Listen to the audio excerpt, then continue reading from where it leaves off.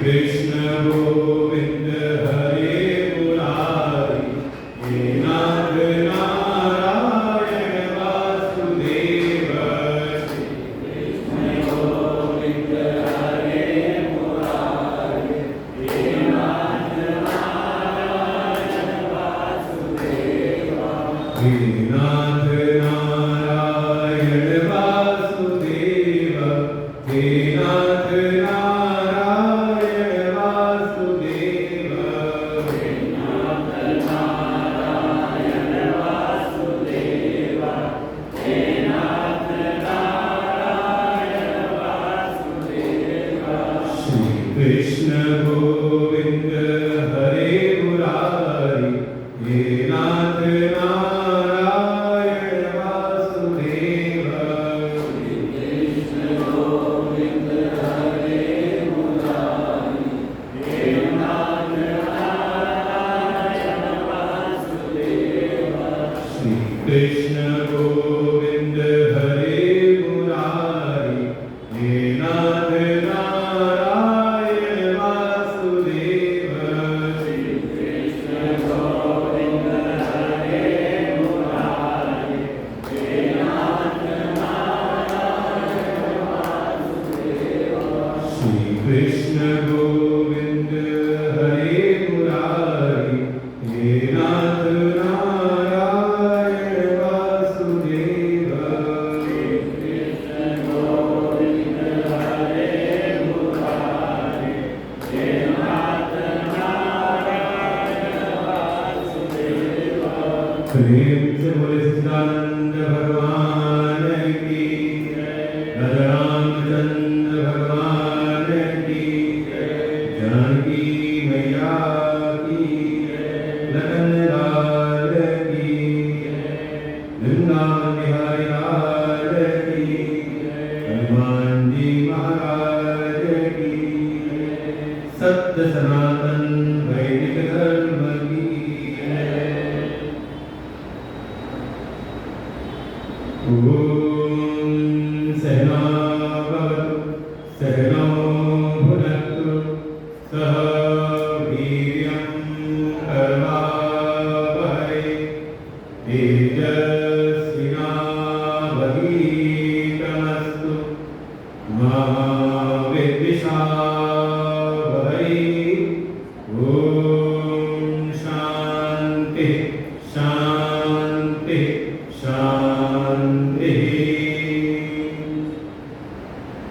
अखण्डमण्डलाकारं व्याप्तं येन चराचरं, तत्पदं दर्शितं येन तस्मै श्रीगुरवे नमः। अज्ञानतिमिरान्धस्य ज्ञानाञ्जनशलाकया चक्षुरुन्मीलितं येन तस्मै श्रीगुरवे नमः। गुरुर्ब्रह्मा गुरुर्विष्णु गुरुर्देवो महेश्वरः, गुरुर्साक्षात् परं ब्रह्म, तस्मै श्रीगुरवे नमः। त्वमेव माता च पिता त्वमेव, त्वमेव बन्धुश्च सखा त्वमेव, त्वमेव विद्या द्रविणं त्वमेव, त्वमेव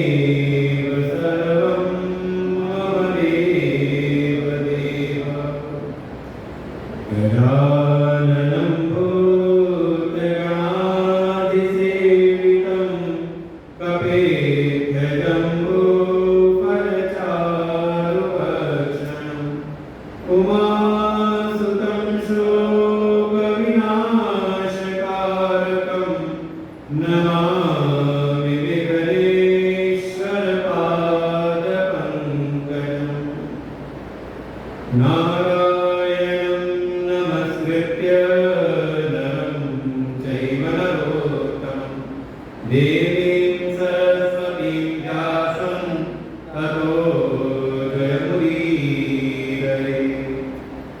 नीलाम्बुजश्यामलकोमलाङ्गं सीतासमारोपितवान्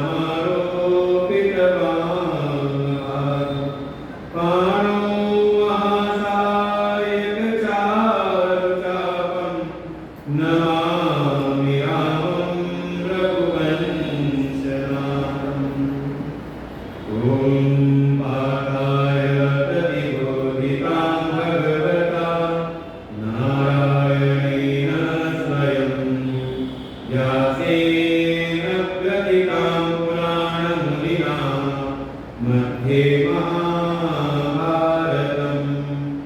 अद्वैतामृतवर्षिणीं भगवतीम् अष्टादशाध्यायिनीम् अम्ब त्वामनुसन्दधामि भगवद्गीते भवद्वेषिणी।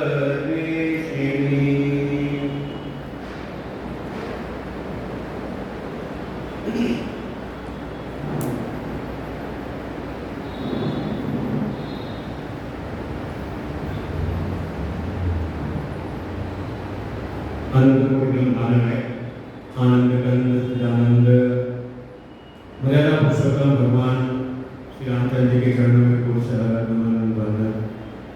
परमात्मा की अभिन्न स्वरूप प्रातस्मरणीय परम सत्य परम वंदनीय अनंत श्री घोषित सद्गुरुदेव भगवान के चरणों में कोटि सहस्र नमन। मंदिर के आचार्यगण सोमपति समस्त भगवत भक्त श्रद्धा भक्ति में मातृ शक्ति।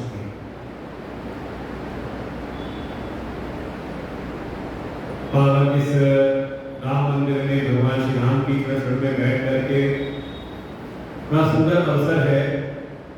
बड़ा प्रतिकूल तो है, मेहमान आ रहे थे हमारे भगवत जी ज्येष्ठ मास की, लेकिन ज्येष्ठ मास में जब गर्मी भी आती तो बढ़ करके ही आती है। और दिल्ली की तो क्या बात कही जाए, रिकॉर्ड तोड़ रही है कि अभी हम लोग आए नेपाल थे, अभी 2 दिन पूर्व तक काठमांडू में कुछ बुद्ध भगवान के साथ में वहाँ साधना शिविर का आयोजन चल रहा था। तो वहाँ का बड़ा सुंदर मौसम था, वातावरण था। और जब वहाँ चलने लगे सबको लगा एक बार कि हाँ अब जा रहे हैं भारतवर्ष। और ज़्यादातर ही उत्तर भारत के ही लोग थे, दिल्ली लखनऊ इधर से ज़्यादा थे। तो सबके मन में था कि जा रहे हैं, कुछ सूचनाएं तो आ रही थी गर्मी की कि रिकॉर्ड तो गर्मी पड़ रही बरस रही है आज। लेकिन यहाँ आके लगा कि ठीक है बाहर तो है, लेकिन यहाँ तो और क्यों ना हो, भगवान की शरण में आकर के ही वास्तव में हमें जो भी हमारे जन्म जन्मांतर के पाप कर्मों के जो फल है, ताप संताप, वो भगवत चरणों में आकर के ही शांत होती है। तो ऐसा ही सुंदर अवसर विधान सत्संग समिति के द्वारा आयोजित यह गीता ज्ञान यज्ञ, और इसका विषय है कर्म योग। श्रीमद् भगवद गीता का हम समझने का प्रयास करें। अगर परिचय ना हो गीता से तो श्रीमद् भगवद गीता कोई स्वतंत्र ग्रंथ नहीं है। ये जो 18 अध्याय 700 श्लोकों से संयुक्त जो श्रीमद् भगवद गीता है, ये एक दिव्य ग्रंथ है, नाम है महाभारत। पूर्व में इसका नाम था जय, ततो जयम उदीरयेत। भाव ये था कि इसकी रचना की व्यास जी ने, तो उन्होंने अपने जीवन का समग्र ज्ञान जो उन्होंने अनुभूत किया था, जो उनको प्राप्त हुआ था भगवत कृपा से, स्वयं भगवत स्वरूप थे, सर्वज्ञ थे, तो जीवन का समग्र ज्ञान उन्होंने इस दिव्य ग्रंथ में इन्होंने प्रतिपादित किया। इसीलिए विद्वानों के बीच ऐसी मान्यता है कि जो महाभारत नामक ग्रंथ में जो ज्ञान नहीं है सो कहीं नहीं है, और कहीं भी कोई ज्ञान है तो वो महाभारत में वर्णित है। इसलिए इसका नाम रखा था जय, अर्थात इसका जो अध्ययन करेगा, जो स्वाध्याय करेगा, उसकी सर्वत्र जय होगी। बस ये है कि कालांतर में कहीं न कहीं ऐसी भ्रांतियां समाज में फैला दी गई कि लोग अपने दिव्य ग्रंथों से दूर हो गए। क्या क्रांति कि भूल करके भी महाभारत पर पढ़ लेना, और पढ़ भी लेना, समझना तो घर में लेकर के मत आना महाभारत, नहीं तो क्या हो जाएगी, घर में महाभारत हो जाएगी। लेकिन इतनी जगह उदय के पास लोग जाते हैं, गीता का सत्संग स्वाध्याय कराते हैं, और जब पूछते कितने लोगों के घर में महाभारत ग्रंथ है, अच्छा यहाँ पे जितने लोग बैठे हुए हैं, देखो एक अम्मा ने हाथ उठाया, माता जी महाभारत ग्रंथ, वो भी सारे संस्कृत वाली होगी, 2 भाग में, 6 भाग में, एक माता जी के हमने उठाया, और किसी के यहाँ नहीं है ना महाभारत, तो घर में महाभारत नहीं होती ना, बहुत शांति रहती है। जब बिना रखे भी महाभारत हो ही रही है, तो रख करके हो जाए तो कौन सा उसमें ऐसा दोष। लेकिन जिसके घर में महाभारत है और यदा कदा उसका अगर वो स्वाध्याय करे, तो उसके अपने जीवन के समग्र जितने भी सिद्धांत हो सकते हैं, वो सब उसको प्राप्त हो जाते हैं। तो कह सकते हैं ये जो ग्रंथ है, ये तो हमारी सर्वत्र जय कराने के लिए है, सर्वत्र विजय कराने वाला ये ग्रंथ है। लेकिन धीरे धीरे समय ऐसा हुआ, और कुछ हमारे भारतवर्ष की ऐसी स्थिति भी रही, ऐसा कालचक्र, ऐसा कुचक्र भी रहा कालचक्र के भीतर, कि धीरे धीरे हम सनातन धर्मावलंबी जो थे, अपने धर्म ग्रंथों से हो गए दूर, और बड़ा इस तरह नष्ट करने का प्रयास किया गया है।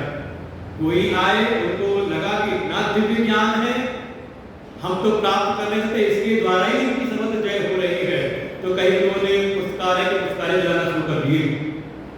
कोई और आए तो उनको लगा इतना दिव्य ज्ञान, ये ज्ञान इनको न प्राप्त हो, तो उन्होंने जो उनको मिला उसको उन्होंने संग्रहित किया और लेके चले गए अपने देश। ये वास्तविकता है हमारे इतिहास की।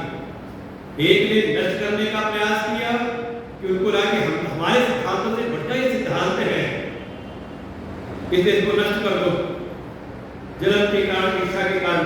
और किसी को लगा कि ये बढ़िया है, तो लेकर उनको जहां जहां जो मिलते चले गए, लेके चले गए अपने देश में, और वहां पर उन ग्रंथों पर शोध किया उन्होंने, और आज आगे है। लेकिन धीरे धीरे कुछ अब समय परिवर्तित हुआ। नहीं तो समाज में केवल कुछ एक ग्रंथ ऐसे थे, जैसे रामायण हो गई, भागवत हो गई, ये तो प्रसिद्ध थी, लेकिन उनका भी जो एक स्वरूप रहा, केवल वो एक कथानक के रूप में रह गया। जो उन शास्त्रों में, भागवत, राम कथा में हमारे जीवन के परम कल्याण के जो साधन थे, जो उनमें उपदेश थे, वो कहीं ना कहीं लुप्त से हो गए। केवल कुछ भजन, कीर्तन, कथा, कहानियों तक ही, वो सबके सब कुछ अनुष्ठानों तक ही सीमित रह गए।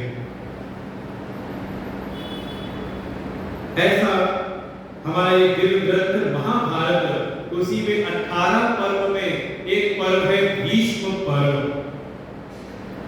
पृष्ठभूमि सबको लगभग ज्ञात ही है कि एक वंश चला आ रहा था, कुरु वंश, उसी में शांतनु हुए, उसके बाद उन्हीं के पुत्र हुए भीष्म, देवव्रत, 2 विवाह उनके पिता के हुए, तो 2 भाई और हुए, चित्रांगद, चित्रवीर।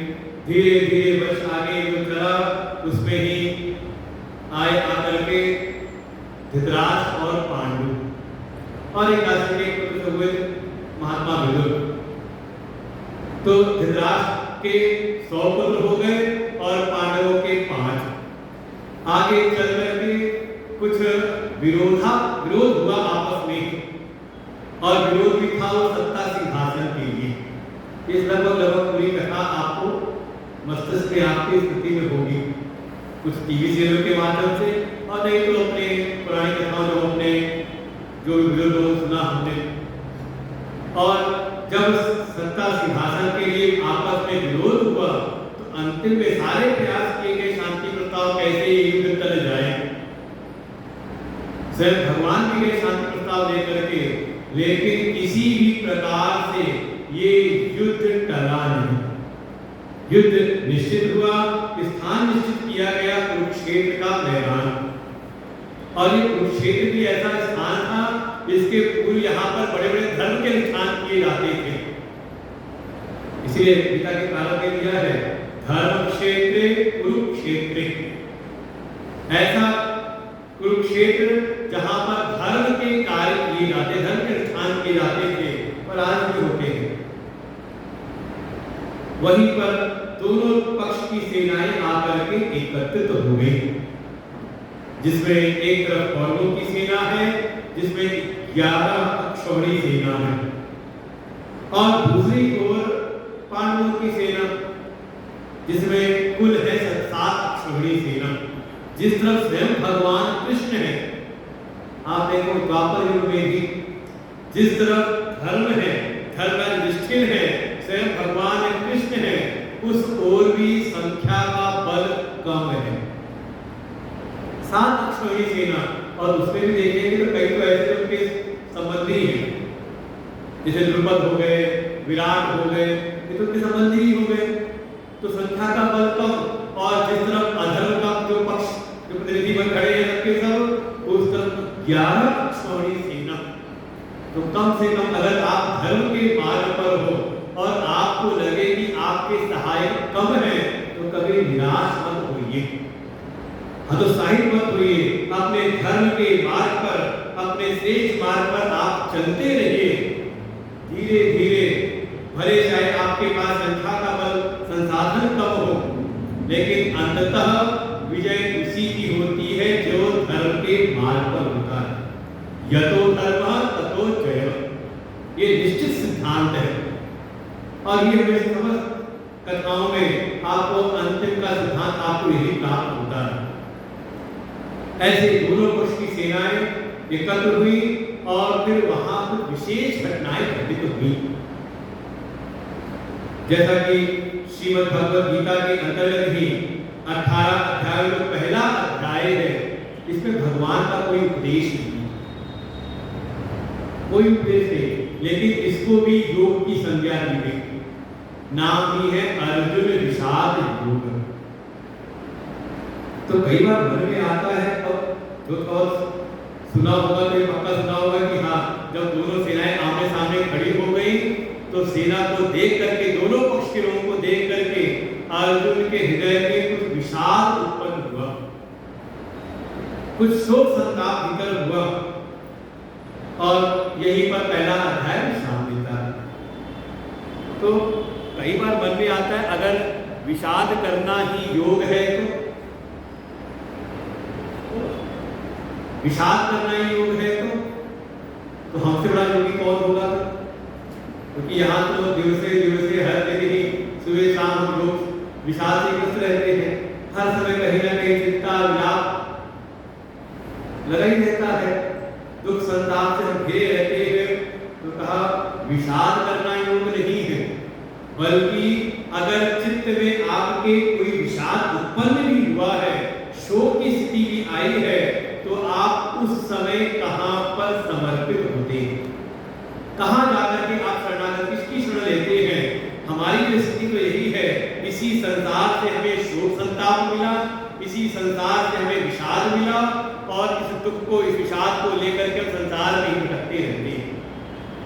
इसलिए हमारा जो विषाद है वो योग की संज्ञा नहीं प्राप्त करता।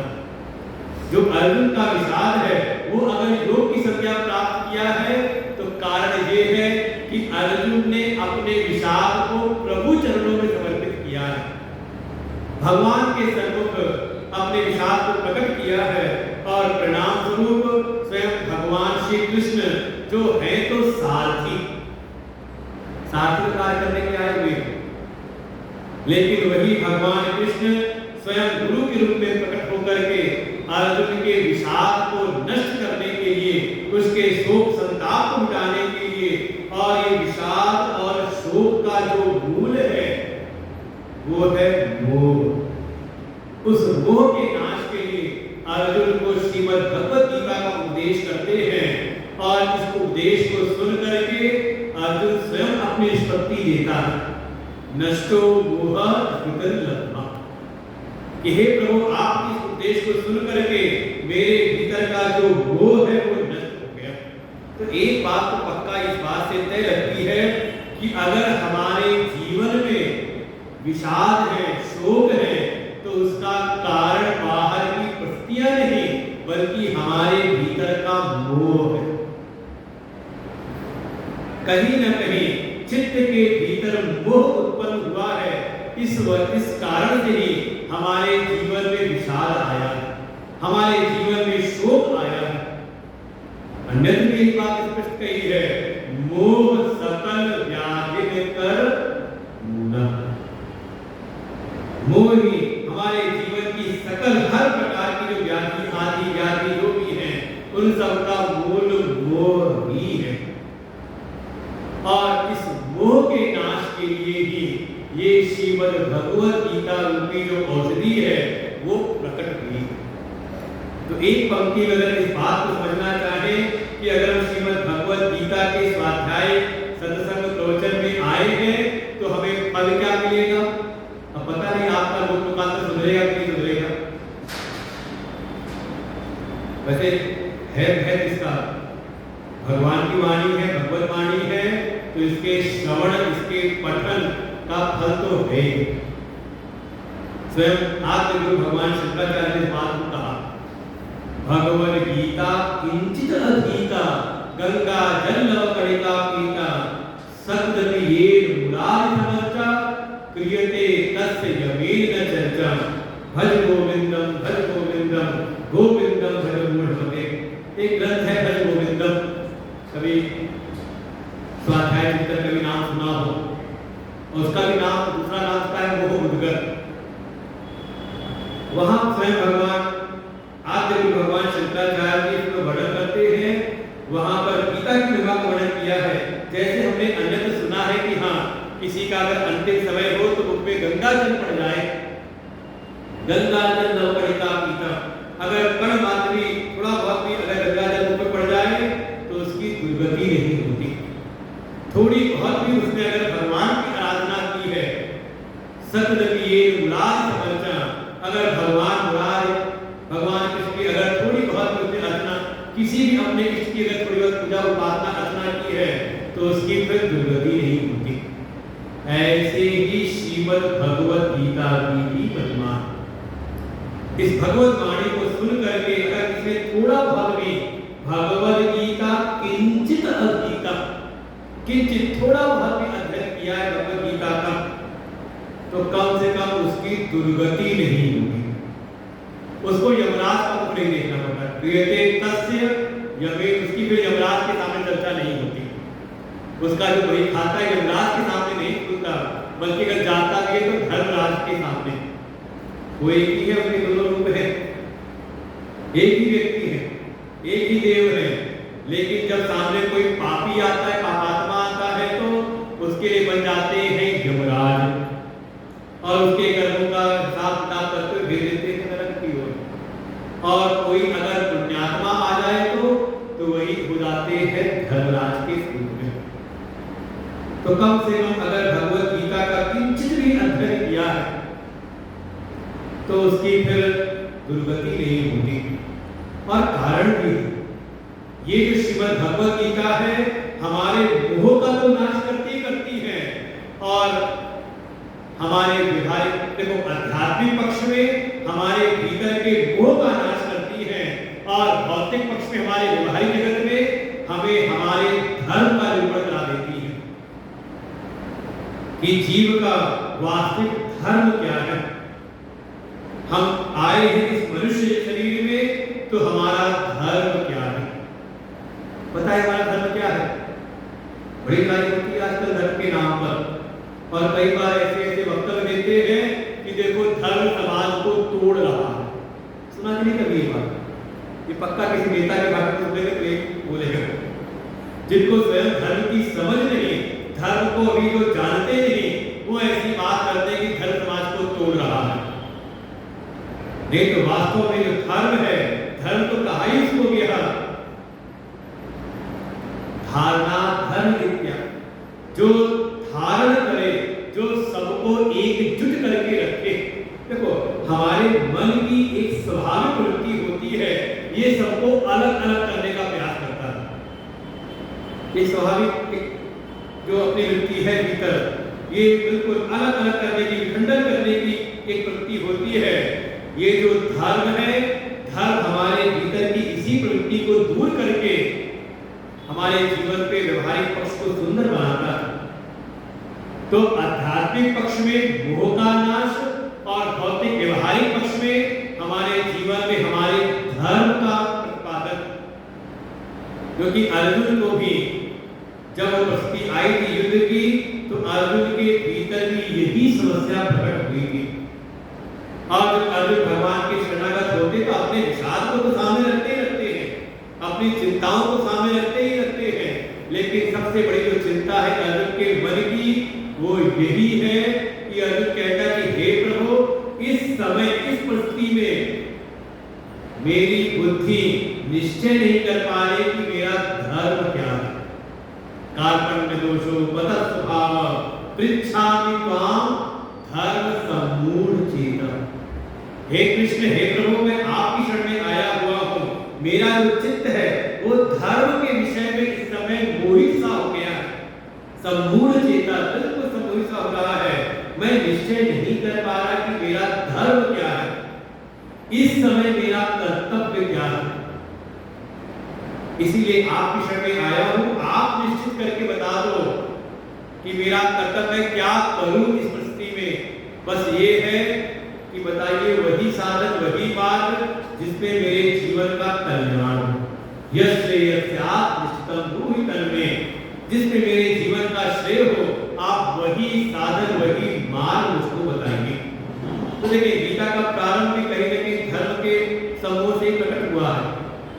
और अपने जीवन को भी देखें तो कि जब तक अपने जीवन को हम अर्जुन के जीवन से जोड़ के नहीं देखते, तब तक आपके लिए गीता जी केवल एक ऐतिहासिक ग्रंथ बनकर के रह जाता है। लगता है कि हाँ, कभी ऐसी घटना हुई थी, अर्जुन के मन में कुछ मोह उत्पन्न हुआ था और भगवान ने उनको गीता का उपदेश किया और उसके बाद अर्जुन उस उपदेश को सुन करके अपने कर्तव्य पथ पर लग गए। हमें भी लगता है कि हमारे काम की कोई चीज है, एक ऐतिहासिक घटना के रूप में हम स्मृति में रखते हैं। लेकिन अगर ये बात समझ में आ जाए कि जो पस्ती अर्जुन की थी वही उसी पस्ती तो मैं भी पढ़ा रहता हूं। हर दिन हर क्षण कहीं ना कहीं मेरे भीतर भी वैसी ही कोई पस्ती बनी रहती है। इसीलिए कह सकते हैं, कई बार लोग कहते थे कि हमारे धर्म शास्त्र है, कहते ये तो बड़े प्राचीन समय में लिखे गए थे, नाम ही है पुराण। और कई बार आप ज्यादा पुराण और कथाओं की बात करो ना, तो समाज में आपको एक ठप्पा लगा देंगे, एक लेवल लगा देते हैं, ये बड़े पुराण पंथी है। अरे आज का इसी सदी में हम चल रहे हो, तब की आप बात कर रहे हो, सतयुग त्रेता युग की आप बात करते हो आज के समय में। ये बिल्कुल उनकी बुद्धि की नासमझी है। पुराण का तात्पर्य यही है, जो है तो पुराने, पुरा अपनी नवा, गीता जी में परिभाषा दी है। आदि में भगवान शंकराचार्य जब आता है पुराण शब्द आता है गीता जी में, पुरा अपनी नवा, जो है तो पुराने प्राचीन, लेकिन आज भी वो प्रासंगिक है, आज भी बिल्कुल हमारे जीवन के लिए बिल्कुल सही सिद्धांतों का प्रतिपादन करते हैं। क्योंकि श्रीमद् भगवद गीता में किसी तात्कालिक समस्या का समाधान नहीं है कि उस समय कोई ऐसी घटना हुई थी, ऐसी समस्या हुई थी, बल्कि ऐसी समस्याओं का उसमें समाधान दिया हुआ है जो आज भी हमारे मन के भीतर आती रहती है। और वो तो स्पष्ट रूप में है कि समय समय पर कभी न कभी, चाहे आप किसी भी आयोजन प्रयोजन के लिए आप कितनी भी तैयारियां कर ले, लेकिन जब बिल्कुल वो समय आता है तो कहीं न कहीं मन के भीतर भी ये विभ्रम हो जाता है। कहीं परिणाम को लेकर के पता नहीं जो हम कार्य करने जा रहे हैं उसमें सफल होंगे कि नहीं होंगे। अच्छा, सत्संग का आयोजन किया होगा तो अब जिस समय उससे बात हुई थी उसमें ध्यान दिया नहीं कि जून में ऐसी भी गर्मी पड़ सकती है। उस समय तो बस ऐसी था, चलो जून में समय हमारे पास भी था और मंदिर में समय मिल गया तो समय निश्चित कर लिया। लेकिन अभी हफ्ता 10 दिन पहले मन में तो आ रहा होगा, आयोजन तो कर दिया है, निमंत्रण सबको दे दिए, पता नहीं कोई आएगा कि नहीं आएगा, इतनी गर्मी। हमें देखते गाड़ी में 45 डिग्री टेम्परेचर दिखा रहा था, बाहर का टेम्परेचर 25 डिग्री टेम्परेचर में कोई आएगा कि नहीं है नहीं। कई बार मन होता है कि इतनी गर्मी पड़ रही है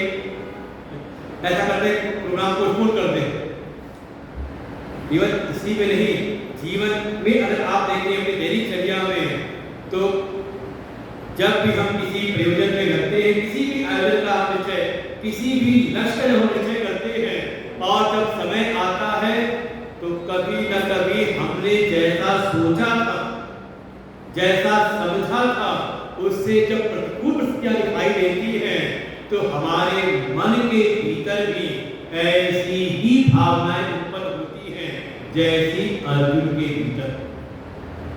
अर्जुन को किसने जबरदस्ती नहीं लगाया था युद्ध के लिए।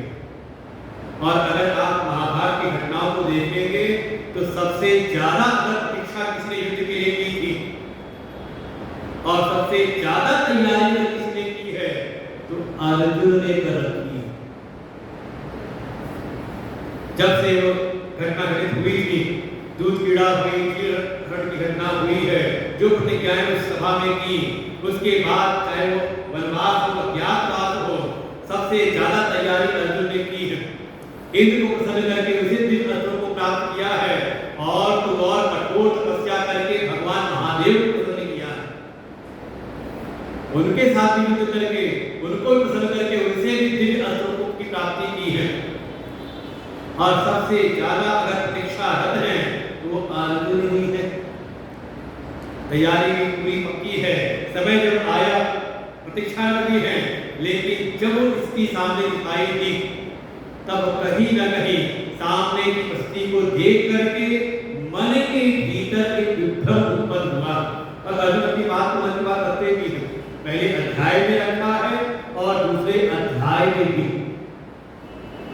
और भगवान तो सीधे सीधे सारी बातों को एक ही बात में बता देते हैं, क्षुद्रम हृदय दौर्बल्यम त्यक्तो तिष्ठ परंतप। हे अर्जुन, अपने हृदय की दुर्बलता को तत्काल ही त्याग लो, और जिस धर्म युद्ध के लिए तुम तत्पर हुए हो, आए हो, इस पर तुम उठ करके खड़े हो जाओ। लेकिन अर्जुन मानता नहीं, अपने मन की आशंकाओं को, भय को पुनः व्यक्त करता है। और भगवान फिर दूसरे अध्याय के 11वें श्लोक से इस उपदेश को प्रारंभ करते हैं।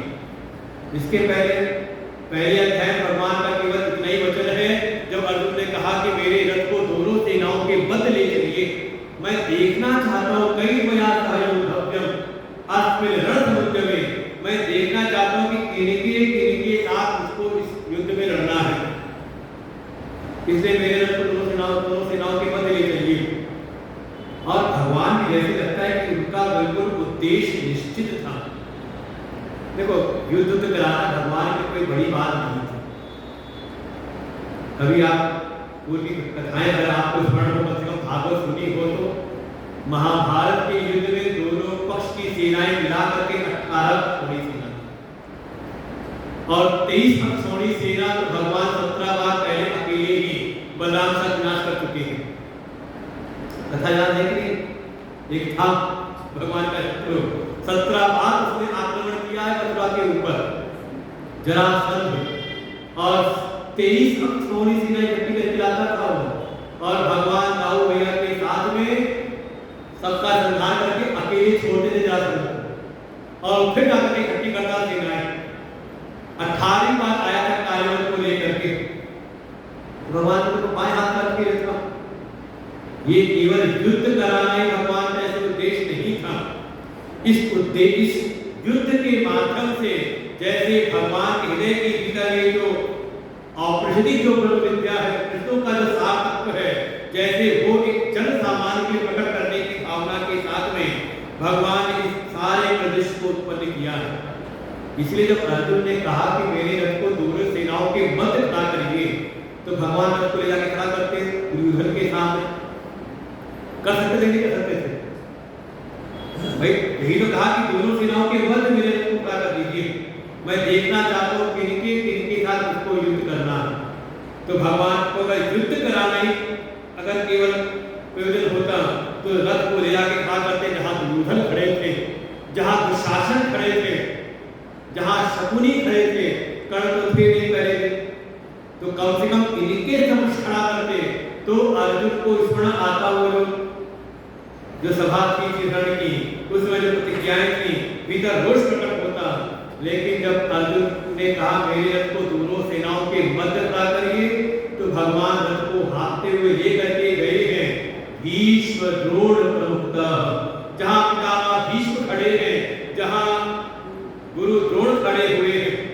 कृपाचार्य खड़े हैं, इन आचार्य और भिक्षुओं के सन्मुख रथ को खड़ा किया है और अर्जुन का पश्चिता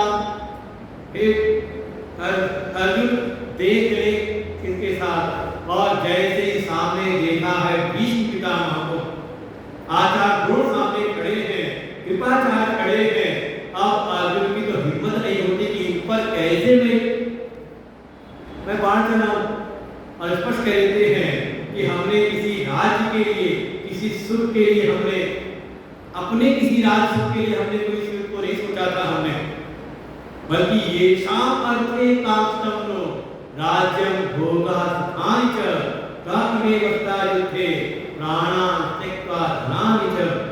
हे कृष्ण, जिनके लिए हमने एक राज्य सुख आदि की हमने कल्पना की थी, वही तो यहाँ पर अपने प्राणों की आशा को त्याग करके खड़े हैं। जब ये ही नहीं रहेंगे तो इनके रक्त से रंजित उस राज्य को लेकर के हमें कौन सा सुख मिलेगा। और ऐसे ऐसे बातें करते हुए युद्ध के जो दुष्परिणाम हो सकते हैं वो आज विचार नहीं होते। हमें तो लगता है कि बॉर्डर पे हम आतंक मचाए हुए क्यों नहीं, हमारी सरकार को क्या लगती है। बिल्कुल ठीक बात है, सामर्थ है, लेकिन वहां भी विचार होता है कि अगर आज की स्थिति में अगर युद्ध छिड़ गया तो भविष्य में उसके क्या क्या दुष्परिणाम होंगे। तो अर्जुन ने वही सारी बातें रखी हैं कि अगर युद्ध होगा तो क्या क्या होगा का निश्चित एक ही वर्ण के सारे पुरुष युद्ध में खड़े हुए हैं। क्षत्रिय वर्ण के लोग, ये सारे पुरुष मारे जाएंगे तो उनकी जो स्त्रियां रहेंगी वो अन्य वर्णों में उनका गमन होगा, जिससे वर्ण संकरता का दोष आएगा। ये सब बड़े हमारे शास्त्रों के, हमारी सनातन संस्कृति के बड़े मुख्य ये सब सिद्धांत हैं। आजकल लोग विचार नहीं करते। हाँ, विचार करते मनुष्यों में नहीं करते, विचार करते तो पशुओं को करते हैं। जो बड़े शौकीन होते हैं, क्या कहते तब तक पालने वाले बड़े शौकीन होते हैं ना, वो बड़ा ध्यान रखते हैं कि अगर कोई ब्रीड उनको चाहिए तो जाके पता करते हैं। वर्ण संकर तो नहीं है, लेकिन जब आई बात मनुष्य योनि की, मनुष्य वर्ण की, तो कहते कोई आवश्यकता है इसको थे। हाँ, कई बार आधुनिक युग में ऐसा करते हैं, लेकिन उसका दुष्प्रभाव आता है। तो वर्ण संकरता आदि दोषों का वर्णन किया है तो धर्म नष्ट हो जाएगा। ये सारी बातें अर्जुन ने वहां रखी है पहले अध्याय में, और भगवान तटस्थ रह के आराम से सुनते हैं और सारी बातें करते हुए अर्जुन बिल्कुल अपने रथ के अपना गांडीव रख करके रथ के पिछले हिस्से में जा करके बिल्कुल विशिष्ट शशरम चापम अपना धनुष्बाण छोड़ करके रथ के पिछले हिस्से में जा करके बैठ जाते हैं, रोते हुए शोक संविग्ध मानकर, बिल्कुल शोक से संयुक्त होकर के, शोकाकुल आंखों से अश्रुपात भी हो रहे हैं, रथ पर जाकर के बैठ जाते हैं कि अब युद्ध तो मैं नहीं। दूसरा अध्याय, इस अध्याय का नाम भी रखा है अर्जुन विषाद। अर्जुन ने अपने भीतर के विषाद को प्रकट किया है भगवान के सन्मुख, और भगवान के बिल्कुल तटस्थ रह करके सब सुनते जाते हैं। देखो, भगवान से बढ़िया सुनने वाला आपको दुनिया में मिलेगा नहीं। दुनिया में जाओ अपना कुछ सुनाने किसी को, तो वो अपनी चार बातें आपको और सुना देता है, पर कई बार तो ऐसा होता है सुनना तो दूर, वो आपके दुख को और कहा देता है, और नहीं तो 4 मिनट लगे आपकी क्या करता है बतानी बहुत करता है। भगवान ये सबसे बढ़िया तरह के सुनते हैं। यही पर पहला अध्याय विश्राम लेता है, नाम ही उसका हो गया अर्जुन विषाद। लेकिन जो मुख्य इस पहले अध्याय में जो मुख्य सिद्धांत है वो सिद्धांत है कि ठीक है, ज्ञान की प्राप्ति करनी है, और ज्ञान की प्राप्ति के लिए माध्यम एक ही है, किसी गुरु के पास जाएं। और पहले अध्याय से ही शुरुआत से निश्चित हो जाता है कि ये जो गीता का जो प्रसंग है इसमें किसी युद्ध की नीति की बात नहीं है, क्योंकि शुरुआत में ही सेना को देख करके सबसे पहले दुर्योधन गया अपने गुरु के पास में। दृष्ट्वा पांडवानीकं व्यूढं दुर्योधनस्तदा आचार्यं उपसंगम्य राजा वचनम अब्रवीत्। दोनों सेनाओं को देख करके सबसे पहले, ऐसे सेना को भी कहते थे पहले व्यू में व्यूहाकार में जाती रचना की व्यू रचना की जाती थी। तो जो सेना खड़ी की गई है तो दोनों पक्ष के सेनापति हैं। जो कौरवों के पक्ष के सेनापति हैं भीष्म पितामह, थोड़े अनुभवी हैं, कोई वृद्ध हैं, पुराने हैं, बड़े अनुभवी हैं, जिनका तो बहुत अनुभव है। तो सेना की संख्या तो बहुत है, लेकिन उन्होंने सेना को जो खड़ा किया है तो ऐसा वर्णन आता है कि सूची मुख खड़ा किया है। मतलब आगे सेना कम है, इसके पीछे बढ़ते बढ़ते बढ़ते सुई होती है ना, जैसे सुई के छिद्र में से एक जगह में छेद से पूरा धागा निकल जाए, पत्ते एक निश्चित दायरे में से ही सारी सेना निकलती रहे, धीरे धीरे आगे बढ़ती रहे। तो आगे कम, पीछे लंबाई ज्यादा है।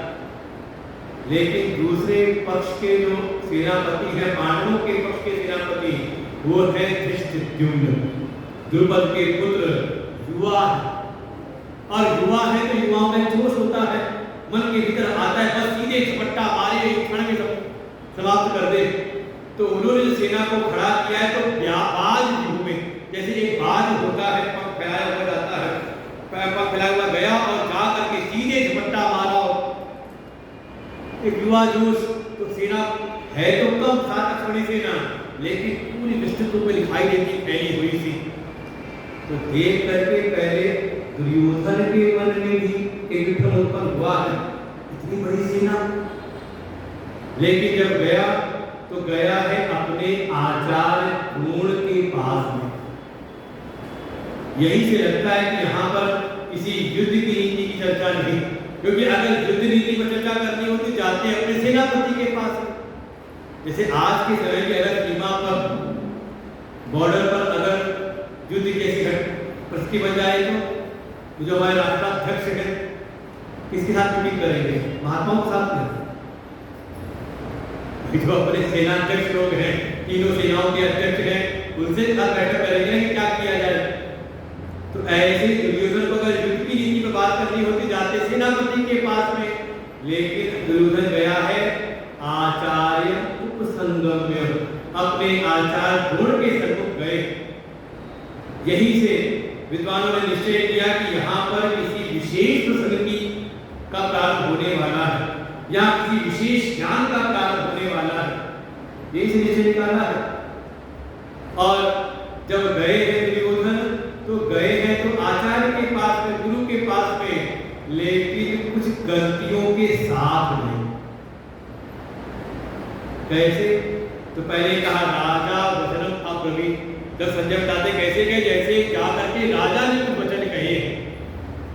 दुर्योधन अभी राजा है नहीं, राजा है धृतराष्ट्र, और वो भी अब युद्ध तो सामने आ ही गया है। युद्ध के बाद निश्चय होगा, जो विजयी होगा वही राजा बनेगा। तो राजा है नहीं, लेकिन जैसे भाव के साथ गया है उससे लगता है जैसे राजा पने के अभिमान के साथ गया है, जैसे लगता है कि हाँ बस अभी है। तो कहीं ना कहीं अपने मिथ्या व्यक्तित्व के अभिमान के साथ में गया है गुरु के पास। ये पहला दोष है। कभी भी जाए ज्ञान के लिए गुरु जी के पास तो आकड़ करके रहता है वहां पर, अपने किसी व्यक्तित्व के अभिमान के साथ नहीं कि हाँ मैं भी कुछ हूँ। ये चाहते हैं कई बार आते हैं भाव के साथ में। दुर्योधन गए पहली गलती अपने मिथ्या अभिमान, राजा पने की अभिमान के साथ में। फिर दूसरी बात, दृष्टवा तो पांडवानी का, पांडवों की पूरी सेना को देखा, देख करके गए गुरु जी को, गुरु जी आप भी देखिए। ये व्यवहारिक दोष है। हम गुरु के पास कब जाते हैं? जब लगता है कि हमारी बुद्धि के भीतर जितना भी ज्ञान है, जो विवेक सामर्थ्य है, लगता है कि इस परिस्थिति में हमारे पास कोई समाधान नहीं है, और फिर हम जाते हैं उस समस्या के समाधान के लिए चलते गुरु जी के पास में। वो सर्वज्ञ हैं, उनकी व्यापक दृष्टि है, उनसे हमें कोई ना कोई समाधान प्राप्त हो जाएगा। लेकिन कोई जा करके गुरु जी को कहे गुरु जी आपको क्या पता, हम बताते हैं आपको, ठीक है? यही है जो ने कहा, हे गुरु जी पश्चिताम पांडुपुत्राणाम, हे गुरु जी देखिए सेना खड़ी है सामने, पांडवों की जो सेना खड़ी है, कैसी बहती, बिल्कुल बहती सेना को देखिए। और तो और इस सेना के सेनापति कौन है? तो एक क्या कहा जाए, व्यंग कहा जाए, प्रकाश कहा जाए। कह देते हैं इस सेना को देखिए, सेना के सेनापति कौन है, सेनानायक कौन है? तव शिष्य धीमताम, आप ही का शिष्य है, बहुत बुद्धिमान शिष्य है। ये जैसे एक प्रकार कई बार समाज में व्यवहारिक जगत में भी व्यक्त करते हैं, जैसे आपने किसी को पाला पोसा बड़ा किया, उसको आपने बढ़िया पैरों पे खड़ा कराया, और एक समय वही आपके विरोध में आ जाए तो, आप ही से मोर्चा ले ले तो, ये कई बार होता होगा। किसी को आप उनको सिखाओ, पढ़ाओ, कुछ करो, और वो कहीं आपके सामने ही आप विरोधी बन जाए तो घर के और समाज के लोग एक व्यय करते हैं, और सिखाओ, पढ़ाओ और पालो उसको। ऐसे ही दूसरे ने कहा, देखिए सामने कौन खड़ा है? तव शिष्य धीमताम, तुम्हारा पढ़ाई लिखाई शिष्य है, सामने खड़ा है। लेकिन कहीं न कहीं दुर्योधन के मन के भीतर गुरु जी की निष्ठा के ऊपर संदेह। दुर्योधन को लगता है कि ये जो मेरे पक्ष में खड़े तो हैं, पितामह भीष्म खड़े हैं, आचार्य द्रोण खड़े हैं, कृपाचार्य खड़े हैं तो ये मेरे पक्ष में, लेकिन इनका जो हृदय है, हृदय का जो आशीष है, वो हमारे शत्रु पक्ष की ओर है। कहीं ना कहीं उनकी निष्ठा पर संदेह, ये भी एक दोष है। ज्ञान के लिए आप जाओ, और जिनकी शरण में आप हो, अगर आप के भीतर उनकी निष्ठा के प्रति अगर संदेह है, तो समझ लें आप श्रद्धा से रहित हैं, और श्रद्धा से कोई रहित हो तो उसको फिर ज्ञान की प्राप्ति होती है। निष्ठा में संदेह, कहीं ना कहीं भीतर एक रोष प्रकट करने के लिए, द्वेष उत्पन्न करने के लिए ये सारी बातें दुर्योधन ने कही। और फिर सेना दिखाते हुए कहता, अन्येच्छा भवशूरा, जिनका जिनका मैंने नाम लिया है वो तो है भगवान भीष्म शकर्णश्च, आप हैं, भीष्म का मैं ऐसे और बहुत सारे अन्येच्छा भव, और बहुत सारे शूरवीर हैं। किस लिए खड़े हैं?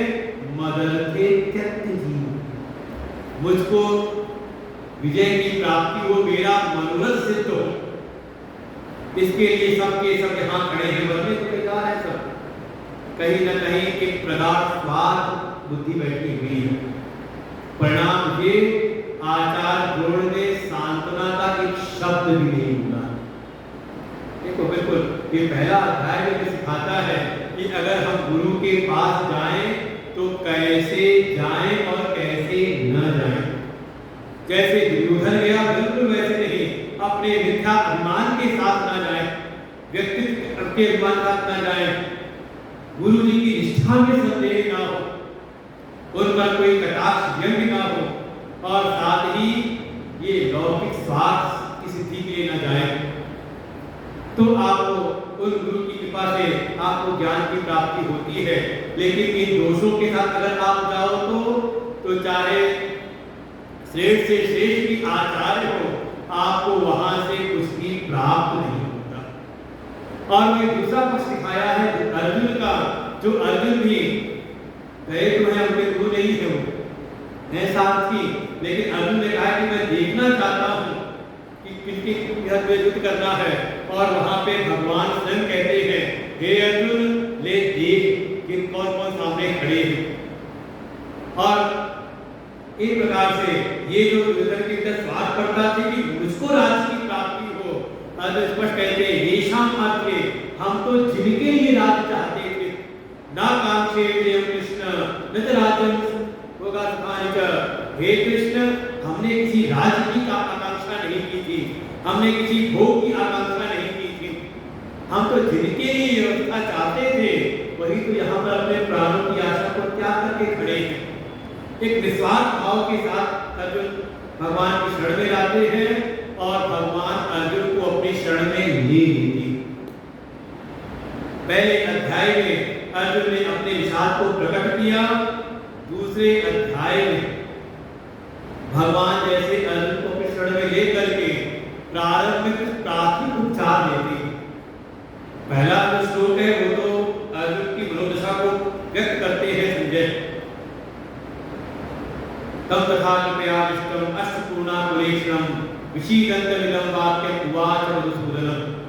जो विषाद से युक्त है, आंखों से अश्रुपात हो रहा है, मन में है कि मैं युद्ध नहीं करूंगा, ऐसे अर्जुन के प्रति भगवान ने कुछ वचन कहे। और प्रारंभिक उपदेश हमारे तो श्लोकों में कहा है,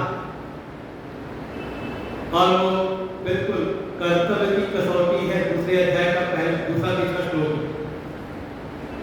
कि जब कभी भी आपको किसी परिस्थिति में भी आपको कर्तव्य के विषय में अगर आपको विभ्रम उत्पन्न हो तो आप 3 कसौटियों पर कस करके अपने कर्तव्य का निर्धारण करें। और भगवान अर्जुन कहते हैं, हे अर्जुन, जो बातें तुम कह रहे हो वो इस परिस्थिति के अनुकूल नहीं है। और सीधे अर्जुन ने जो जो बातें कही पहले अध्याय में, भगवान ने एक ही बात कह के सारी बातों को काट दिया। कुतस्वाकस्मलमिदं विषमे संपततम। हे अर्जुन, तुम्हारे भीतर ये गंदे विचार कहां से आ गए? ये पत्ती इस समय विषम है, इस समय ये विचार उचित नहीं है। और कहा इस परिस्थिति में तो तुम्हें देखना चाहिए अनादिष्टम अस्वर्गम अकीर्तितम अर्जुन, कि जो तुम इस समय सोच रहे हो वो तुम्हारे पूर्वजों के, जो तुम्हारे पूर्व में जो श्रेष्ठ आर्य पुरुष हुए हैं उनके अनुरूप नहीं है। इसलिए कहा अनार्य। तो कभी कर्तव्य का अगर ध्यान करना हो तो ये 3 कसौटी है। तो हम देखें कि हमारे कुल के जो आदर्श महापुरुष हुए हैं उन्होंने ऐसी परिस्थिति में कैसा आचरण किया था, उनके अनुरूप है नहीं है। भगवान कहते हैं जो तुम कह रहे हो तुम्हारे पूर्वजों के अनुकूल नहीं है, तो थोड़ा भूतकाल का विचार करें। दूसरा कहा अनादिष्टम अस्वर्गम, भविष्य का भी विचार करो। ये जो तुम करने जा रहे हो ये स्वर्ग की प्राप्ति कराने वाला नहीं। भविष्य में भी देखें कि जो करने जा रहे हैं उसका परिणाम क्या होगा। हमें सुख की प्राप्ति होगी, स्वर्ग की प्राप्ति होगी, या अस्वर्ग, स्वर्ग से नहीं हो जाएंगे। और तीसरा कहा अकीर्ति कर्म अपने वर्तमान की समाज को भी। ऐसा जब भगवान ने अर्जुन को प्राथमिकता देने का प्रयास किया, अर्जुन पुनः अपनी मनस्थिति को सामने प्रकट करते हैं। और वास्तव में कहीं ना कहीं प्राप्त परिस्थिति में हम भविष्य के प्रति आशंकित रहते हैं। और अर्जुन को आगे यही बात कह देते हैं, हे प्रभु, हमें तो ये भी नहीं पता कि युद्ध का परिणाम क्या होगा। यद्वा जय यदि वाजपेयी, हम इस युद्ध को जीतेंगे या वे हमें जीत लेंगे। कहीं ना कहीं भविष्य प्रति असफलता की आशंका जो रहती है वो हमें अपने कर्तव्य पथ से डामाडोल कर देती है। ये बिल्कुल हमारे जीवन की घटनाएं हैं, सबकी सब। बिल्कुल, चाहे हम इतनी अच्छी तैयारी कर लें, चाहे कितनी बड़ी अच्छी व्यवस्था बना लें, लेकिन मौका आने पर कभी न कभी मन के भीतर विद्रोह उत्पन्न हो जाता है और अपने द्वारा ही निश्चित किए गए मार्ग से हम स्वयं डामाडोल हो जाते हैं। लेकिन साथ में अच्छा अर्जुन अपनी बातें कहते जा रहे हैं और भगवान चुपचाप सुनते जा रहे हैं। सुनते सुनते देखा अर्जुन ने कि हाँ भगवान की बात क्रिया कर नहीं रहे। तब अर्जुन ने अपनी शरणागति ग्रहण की है दूसरे अध्याय के 7वें श्लोक में। बड़ा प्रसिद्ध श्लोक है। कार्पण्य दोषोपहत स्वभाव पृच्छामि मां धर्म सम्मूढचेता, पृच्छामि मां धर्म सम्मूढचेता, यश्रेयस्यात्मं ब्रूहि तन्मे शिष्यस्तेहं शाधि मां प्रपन्नम्। अर्जुन यहाँ पर अपना आत्म अवलोकन करते हुए भगवान से कहते हैं, हे प्रभु, मुझे तो लगता है कि इस परिस्थिति में मेरा जो स्वभाव है वो कार्पण्य दोष से उपहित हो गया, अर्थात थक गया है। जैसे मेरे स्वभाव को एक दोष है कार्पण्य दोष, उसने ढक लिया है। कार्पण्य दोष तो कई बार अनुवाद पढ़े तो वहां लिखा है कायर, अच्छा, इसके पहले ये शुरुआत में तीसरे श्लोक में होगा, भगवान ने कहा क्लैप्यम माय भगवान पात्र, हे अर्जुन क्लैप्य मत बनो। वहां पे अनुवाद पढ़ेंगे तो लिखा होगा कायर, हे अर्जुन कायर मत बनो। लेकिन सभी शब्दों के अलग अलग भाव है। कार्पण्य दोष, जब भगवान ने कहा क्लैप्य मत बनो तो भगवान जैसे कटाक्ष किया है। क्लैप्य शब्द होता है कीट से, कीट है नपुंसक। हे अर्जुन, जैसे भगवान ने उनका मधुर संबंध भी है ना आपस में, तो सारे बहनोई भी तो है। भगवान कृष्ण और अर्जुन, भगवान की बहन सुभद्रा, उनका विवाह हुआ है अर्जुन के साथ में। तो जैसे कटाक्ष ने किया कि अर्जुन तुम नपुंसक मत बनो, नपुंसकता का तुम्हें श्राप था, लेकिन वो 1 वर्ष के तुम बिता चुके हो उसको। अब अपनी नपुंसकता को त्यागो और युद्ध के लिए खड़े हो जाओ। कोई अंतर्यामी है, हृदय के भाव को जानते हैं कि कहीं ना कहीं मानसिक दुर्बलता भीतर प्रकट हुई है। और यहाँ स्वयं अर्जुन स्वीकार करते हैं कि हे प्रभु, मेरा जो स्वभाव है वो कार्पण्य दोष से ग्रसित हो गया। कार्पण्य शब्द बनता है कृपणता, कृपण शब्द से। और कृपण माने आप कह रहे हो कंजूस। और एक मुहावरा भी है, चमड़ी जाए पर, भाव क्या है? चमड़ी जाए पर दबड़ी ना जाए। भाव है कि जो दबड़ी है मतलब धन से शरीर है श्रेष्ठ है कि नहीं? कहते हाथ का मैल है फिर कमा लेंगे, है कि नहीं? जो धन है, धन से अपना तन, अपना शरीर श्रेष्ठ है, लेकिन समाज में कोई श्रेष्ठ शरीर की करते उपेक्षा और धन को पकड़ के रखे, निकृष्ट को पकड़ के बैठ जाए। मतलब श्रेष्ठ की करती उपेक्षा और निकृष्ट को पकड़ के बैठ गए, निकृष्ट के लिए श्रेष्ठ उपेक्षा कर दी, तो हम कहते कौन है? कहा ये कृपण है, कंजूस है। ऐसे ही कभी न कभी हमारा मन भी ऐसे ही दोष से ग्रसित हो जाता है, जिसको नाम दिया कार्पण्य दोष।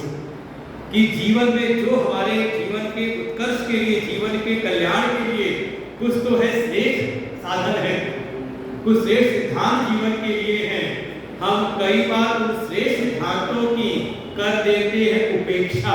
किसके लिए? कोई न कोई क्षणिक लाभ के लिए करते कि नहीं? तो ऐसा अगर भीतर दोष आ जाए तो किसी क्षणिक लाभ के लिए हम दीर्घकालिक जो परिणाम है उसकी उपेक्षा कर दें तो इस दोष को कहते हैं कार्पण्य दोष। जैसे कई बार होता है किसी की दृष्टि बहुत अल्प होती है, कोई ऐसा होता है तात्कालिक परिणाम देखता है, अभी अच्छा मजा आना चाहिए, लेकिन जो विवेकी है, समझदार है, वो हर स्थिति में दूरगामी परिणाम को भी सोचते विचारते हैं, है कि नहीं? जैसे छोटा बच्चा है घर में तो उसको लगता है ये भी मिल जाए, वो भी मिल जाए, सब कुछ मिल जाए, लेकिन जो माता पिता है, बच्चे को लगता है कि हाँ खेलूंगा बहुत मजा आएगा, लेकिन माता पिता जो डांटते हैं क्रोध करते हैं, इसलिए बच्चे की दृष्टि अल्प है, लेकिन माता पिता का अपने जीवन का अनुभव है, उनकी दृष्टि व्यापक है कि इस समय अगर ये इस कार्य में अपने मन को लगाएगा तो इसका भविष्य अंधकार में हो जाएगा, नहीं? और इसी को कहते हैं, कई बार घर में विरोध होता है और कहते हैं क्या आ गया, आज जनरेशन गैप आ गया। वो सही है, क्योंकि बच्चे की जो दृष्टि है, बुद्धि वो अभी अल्प है, थोड़ा सोचने विचारने वाली है, लेकिन जो माता पिता, अनुभवी माता पिता है, उनकी व्यापक दृष्टि है। एक अनपढ़ है, बहुत ज्यादा पढ़ा लिखा ना हो, शिक्षित हो, तो उसकी दृष्टि जो होगी अल्प होगी, लेकिन जो विद्वान होगा, शिक्षित होगा, तो वह शिक्षा क्या करती है? जो विद्या है, जो शिक्षा है, क्या करती है? हमारी बुद्धि की सोच समझ की व्यापकता को बढ़ाती है कि हम उसके दूरगामी परिणाम तक का सोच लेते हैं।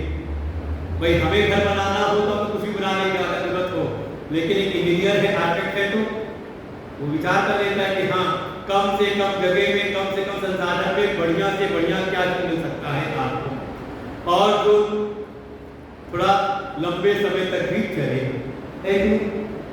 ऐसे ही जब हम कभी भी अपने स्वयं के जीवन में अपने अल्प सुखों के लिए हम दीर्घकालिक जो अपने जीवन का परम कल्याण के साधन है, जब उनकी हम उपेक्षा करने लगते हैं तो उस समय समझ में हमारा विचित्र कैसा है, कार्पण्य दोष से वर्जित।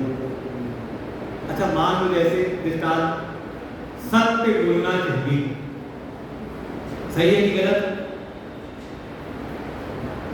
सही कि गलत?